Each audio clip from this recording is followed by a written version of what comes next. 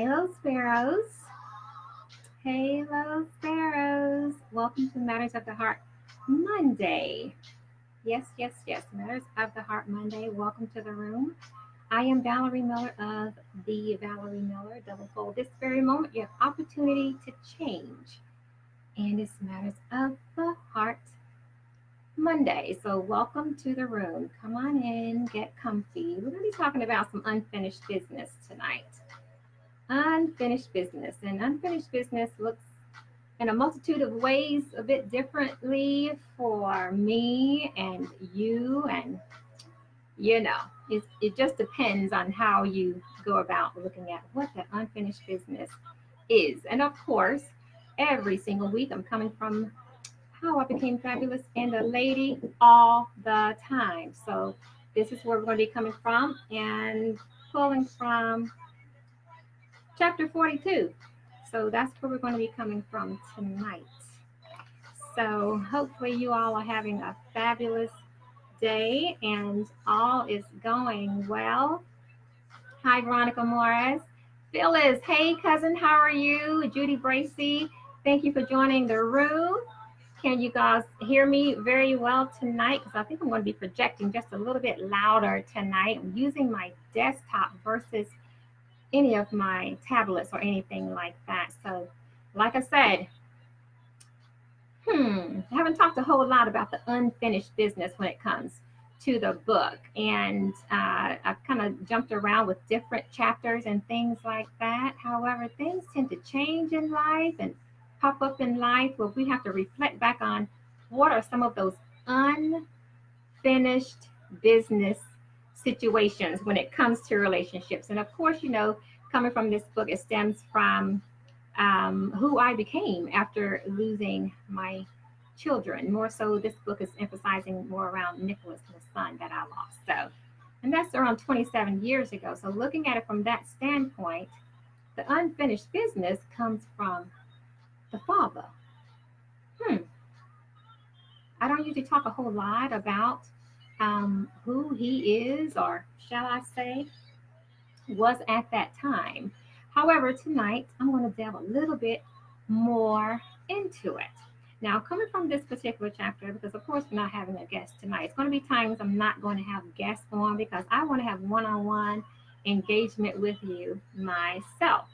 So, coming from this standpoint, there is a quote that I used for this portion of the book, speaking on unfinished business, because it's a bit difficult for some of us to move forward in life when things haven't really been rectified or looked at a bit differently. You know what I'm saying?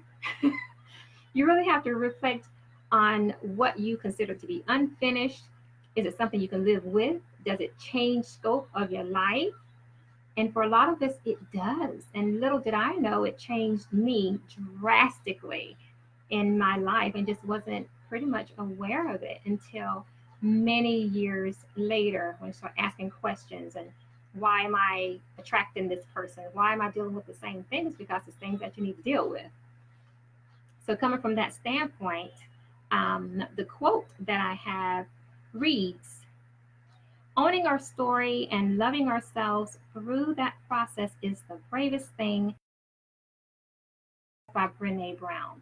And I love Brene Brown because she's a very in depth person and she writes a lot on vulnerability and things like that. So, yeah, that's pretty juicy. It's juicy when you have to take ownership of what has taken place in your life and you may not have been aware of it at that time.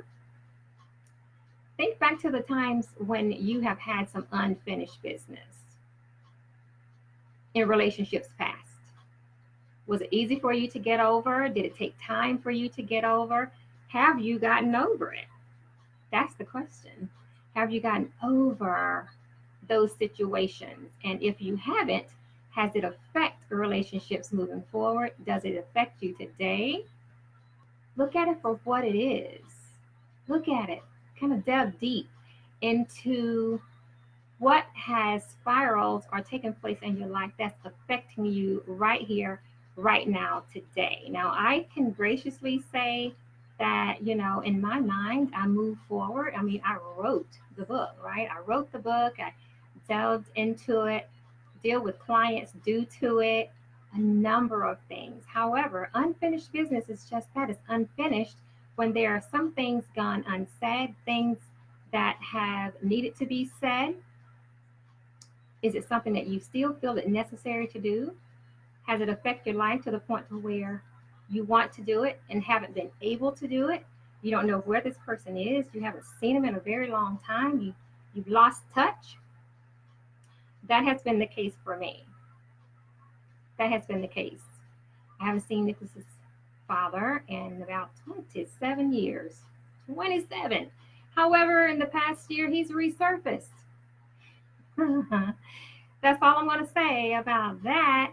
So, yeah, it continues. It continues. And the time has been approaching to have certain conversations surrounding the topic. And I'm in a space about that. However, I feel like it is time. Don't you think? 27 years, you think that's long enough to kind of not have a conversation that needs to be had?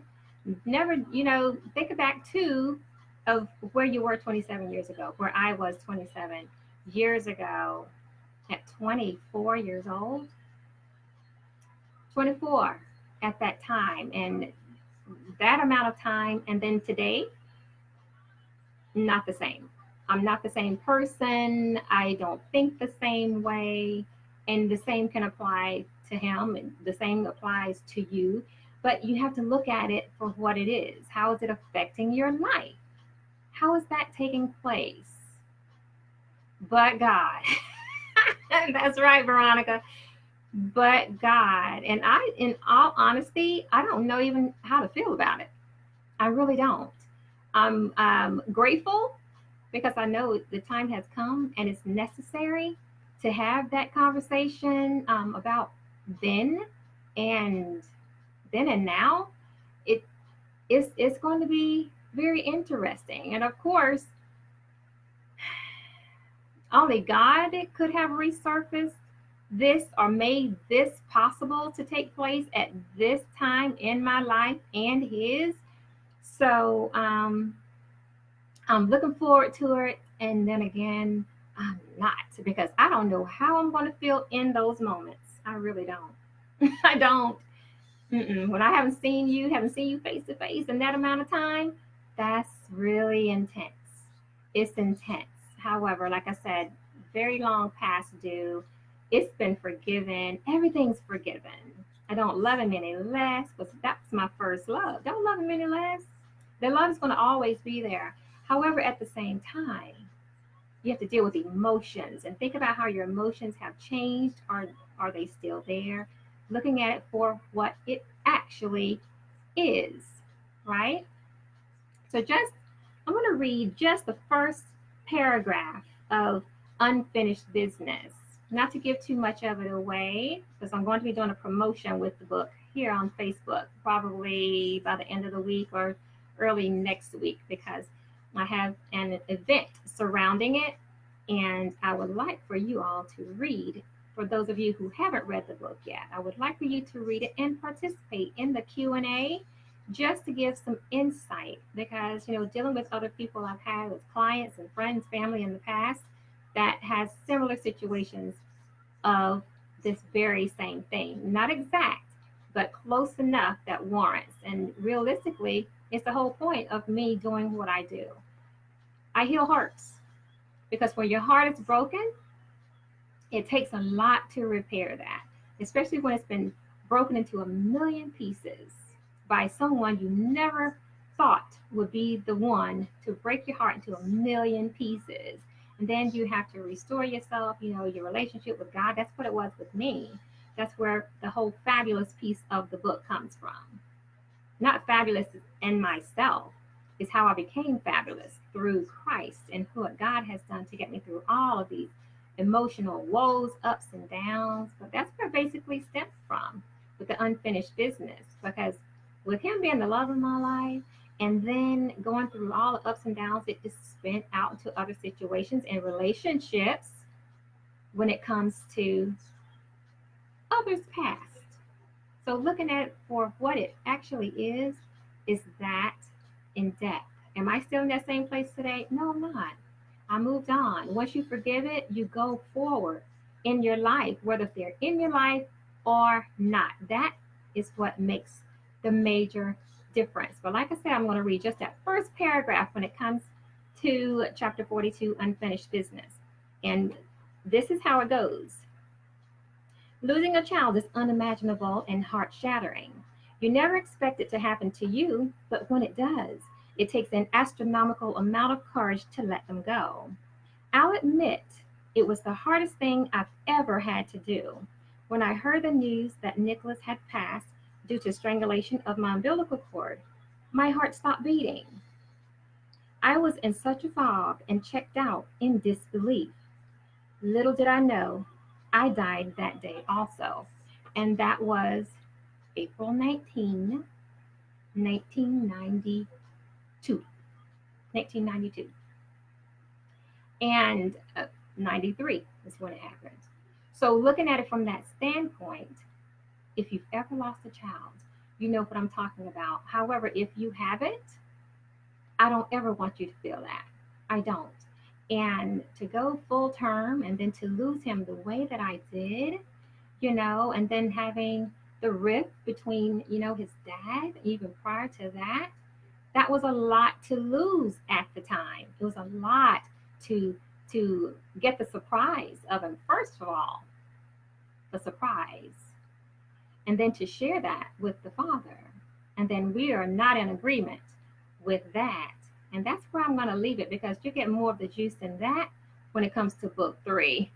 So it's going to take some time to really share the story. However, it's worthy of waiting for, but to look at that and then to say, farewell to the love of my life, the person that was amazing to me and could never do any wrong, even though I knew some other differences. That's basically what took place. So I had to choose between him and my child. I chose my child, of course. That's what I did. But then to lose my child and then the father all at the same time in less than a year's time, that was a lot for me. And little did I know it would spiral me to who I have now become. And there are times, tragedy takes place in our lives and it catapults us to becoming who we authentically are. We don't know how or what it's going to take for us to get to that place, but sometimes it takes things that are horrific to get to that space. It really does. And it's unfortunate. However, like I said, when Nicholas died, I died too. I really did. The Valerie that, everyone knew me at that time, she passed. She went on. I literally did. And I know that for a fact because of who I am today. And if it wasn't for losing Nicholas and then later on losing Taylor and then later on losing Christian, so to lose 3 kids and still be here and talk to you about it, that is seriously of God. So when I say how I became fabulous, it was all through God. Every bit of it. So when you look at it from that standpoint, nah, unfinished business is necessary. Don't hold on to it. Do not feel like it's something that you can get over because it shows up in places. It shows up in other relationships. It shows up in your careers. It shows up in places when you least expect it to show up. You're just not mindful of it. You don't get it at the time. You don't notice it at the time. However, it's there. It shows up.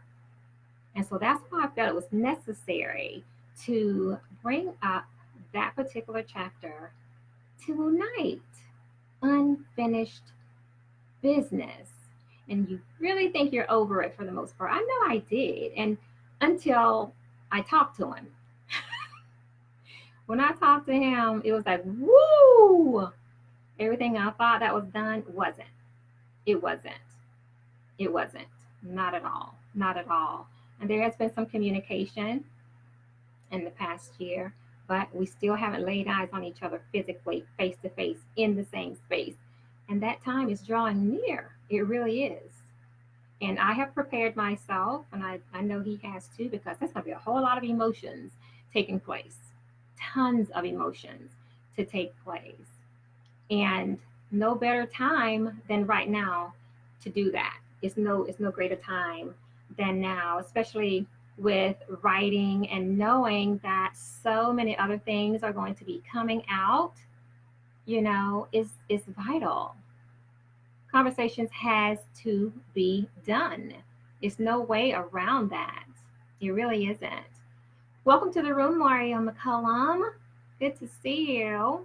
And you're right, Veronica Morris. You completely, it changes you. It changes you as a person. Your identity changes.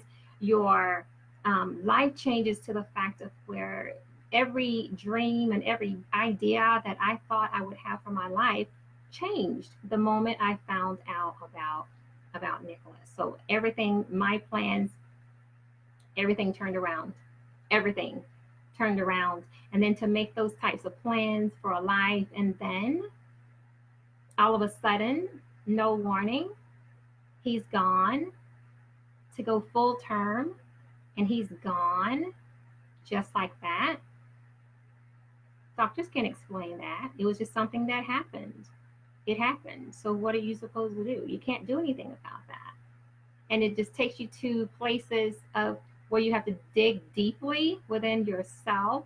And if you don't have a relationship with God, if you don't have one after that, then it really would affect your life. Behaviors will start coming out that it would stem from that, because you haven't healed, you haven't done the things that are necessary to pull you through those times. I'm just grateful to have had a family that is loving, that is nurturing, that does all they do and love me so much to help me put the pieces back together again. But then once you put those pieces back together again, and then it happens again, and then it happens again, I mean, 3 times, that's a woe. That's a woe. And it's a lot of people who don't get through that, don't ever get past that, which is one of the reasons, again, why I do what I do, because I can definitely empathize. Been there, done it. It's not easy, taking the necessary steps to do what I need to do to get through those times. And it's just a part of life that you have to learn to accept, to live with. The pain never goes away, none of that. However, with unfinished business, it helps to have closure. It does. But we don't always have opportunity to have that. We really don't. We don't always have it. And that was the case for me. When I decided to look for him, I couldn't find Nicholas's father, couldn't find him. However, little did I know he was looking for me too. It's not like it was the era of Google. It wasn't Facebook. There was nothing like that in place that amount of time ago. It wasn't. So either you know where they are or not. And so I went on with my life. He went on with his life, and things happened. It was just, there are no coincidences. I'll put it that way. There aren't any coincidences. When your paths cross, again, they cross for purpose. And even though I've healed in places, for those of you who have read the book, you know about the book release. You know about the release, the balloon release, what took place with that. So I was very specific and detailed with my book. And it's almost like you were there. That's how vivid I wrote it. And so much I didn't put in there because I knew it was going to take time to share it all. And I knew that it was going to end up being a 3-part trilogy. And I'm just wrapping up the details of part 2, which is the acceptance of it all. And I have accepted things as they are. Are you accepting things? Have you? Are you? Has it been something that really changed the scope of your life? It did. That changed me. I changed completely due to these things. So being mindful of relationships, who you are allowing in your lives, what those people mean to you, what affects you when they're no longer a part of your life, it makes sense to be careful of who you allow in and to what capacity you're going to allow them to be there, because you never know what the next phase of life is going to bring. You don't know what the cards are going to deal you. You really, sincerely do not. I'm grateful, actually. I have to say, I'm grateful for every single thing that's taken place in my life, all of it, even including the losses. Because if it wasn't for the losses, that unfinished scope of things, because everything else in life has been good. And it was just that one missing piece. And it's because he was my dear friend, he was the love of my life, and at the same time, he gave me a child, and then we lost him, just like that. Our relationship is like that now, well, back then, but now we can actually have conversation. But it's not going to be the truth until we're face to face in the same space and can really share and deal with those pains, deal with what he did, deal with what I did, because I promise you, honey, whew, that's what I'll say about that. The choices you make at different phases of your life really can be effective moving forward in it. I will say that. I made some decisions that I probably shouldn't have made on a whim at that time. However, I did, and I pretty much stand firm on that. I still stand firm on every decision that I made because I knew it was the right thing for me. I knew it was the right thing for my child, and I knew it was the right thing at the time for me to make that decision. Who knew that it would be 27 years before we connect again? That I did not know. I never thought it would be that length of time. But at the same time, I went on with my life and never gave it another thought. He'd enter my mind from time to time over the years. I'd even look for him. I couldn't find him because I felt compelled to tell him about Nicholas. I never told him what happened to Nicholas. I couldn't find him. I couldn't find him. So, yeah, time goes on. You can't change time. You cannot change time. Time moves forward. It doesn't slow down, none of it. So, what do you do in that space? Unfinished business. It makes all the difference in the world. It really does. It really makes a huge difference when you have chapters that have not been closed, conversations have not been had, anything like that. So, my suggestion to you is, Sparrows, make sure what needs to be closed, close them when you have opportunity to close them. I'm just grateful that the time has come for us to reconnect in that space and have that conversation. It's going to be an emotional one. I already know that. I accept it. I wrap my mind around it. It's going to be a lot of questions I'm going to have to ask. It's going to be a lot of questions he's going to have to answer. And the same for me. So whatever questions he has, I'm going to have to be woman enough to answer them. It's necessary.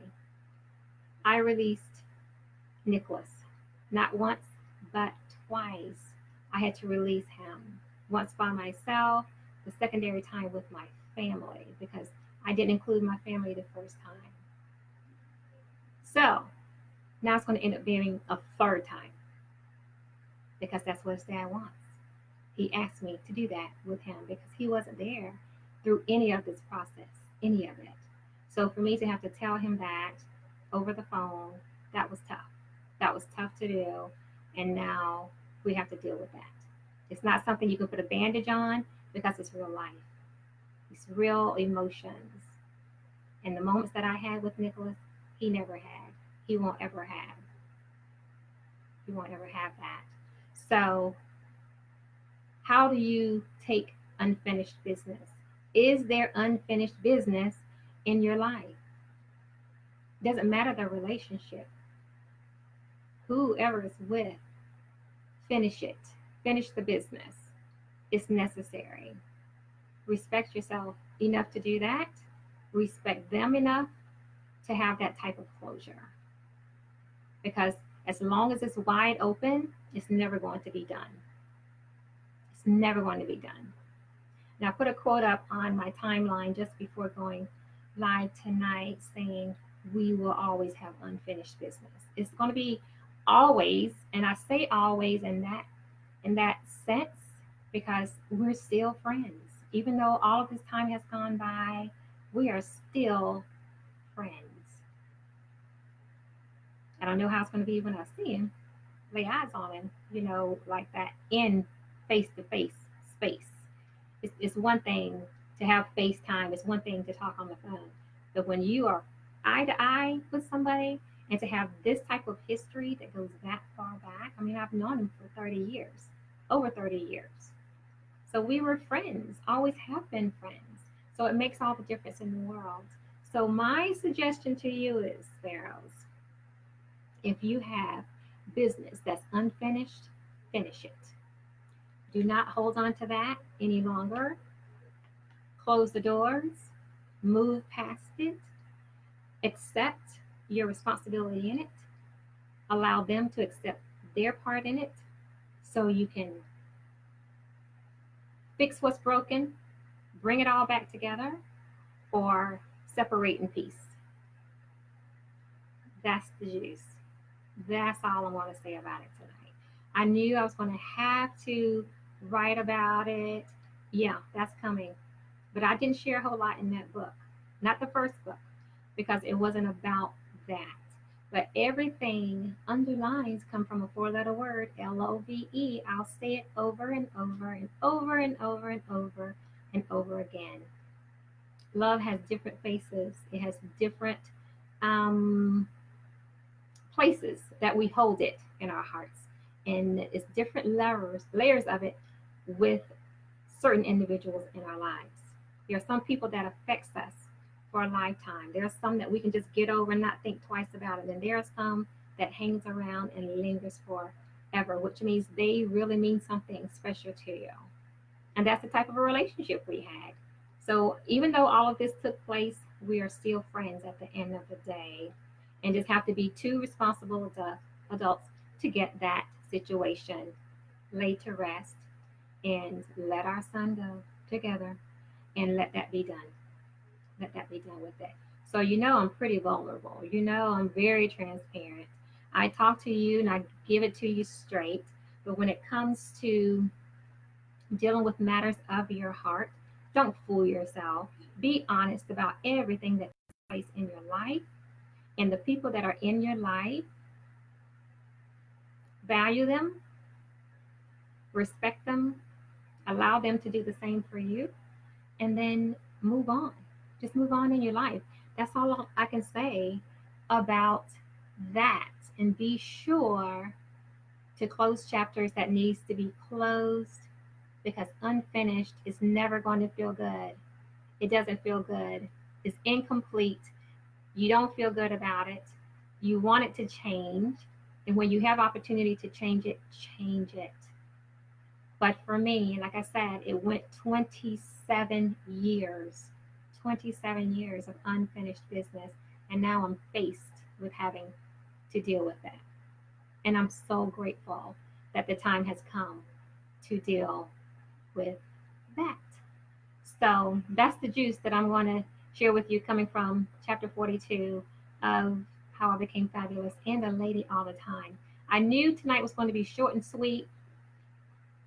I said there's no reason to go on and on and on about unfinished business, because that's not something that warrants to have a lot of time or engagement around it. Forgive it, respect it, know that it exists, close the doors on that, and let that be enough.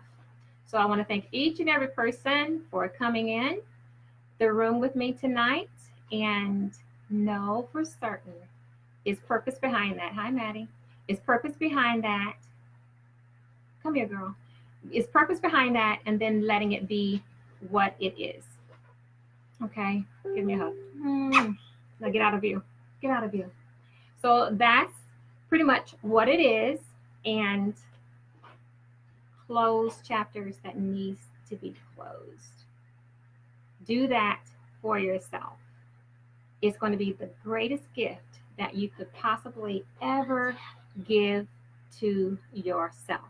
So on that note, I'm going to say love without conditions, always possess a positive attitude, and soar in all you do. You're worth it. Do it. Close the chapters, close the doors. You'll be grateful you did. Okay? Love you, Minute. Ciao, ciao.